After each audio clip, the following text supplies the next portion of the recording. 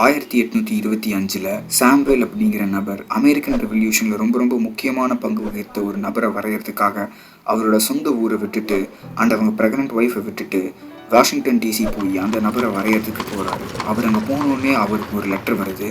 அதாவது அவங்க ஒய்ஃப் ரொம்ப முடியாமல் இருக்காங்க அப்படின்ட்டு. இதை கேட்ட சாம்வெல் உடனடியாக அவங்க ஒய்ஃபை பார்க்கறக்காக அவரோட குதிரை எடுத்துகிட்டு போகிறாரு.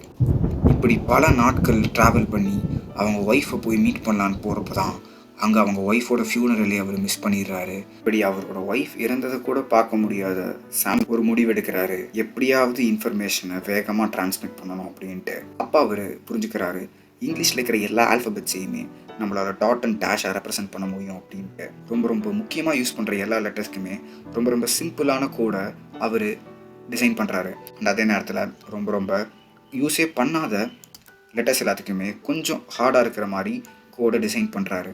இப்படி எல்லா இங்கிலீஷ் லெட்டர்ஸையுமே டாட் அண்ட் டேஷாக ரெப்ரசென்ட் பண்ண அவர் இன்னொரு விஷயத்தை கண்டுபிடிக்கிறாரு.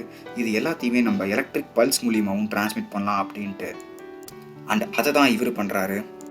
ஒரு ஒயர் எடுத்து அதில் நம்ம ஒரு லாங் எலக்ட்ரிக் பல்ஸையும் அனுப்பலாம் அண்ட் ஒரு ஷார்ட் எலக்ட்ரிக் பல்ஸையும் அனுப்பலாம். அண்ட் இதே மாதிரி நம்ம சீரீஸாக அனுப்புகிறப்ப நம்மளால் ஒரு இன்ஃபர்மேஷனையும் டிரான்ஸ்மிட் பண்ண முடியும் அப்படிங்கிறத அவர் புரிஞ்சுக்கிறாரு.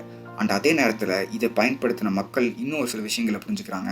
இது மட்டும் இல்லாமல் சவுண்டாகவும் நம்மளால் இன்ஃபர்மேஷனை டிரான்ஸ்மிட் பண்ண முடியும் அப்படிங்கிறத புரிஞ்சுக்கிறாங்க.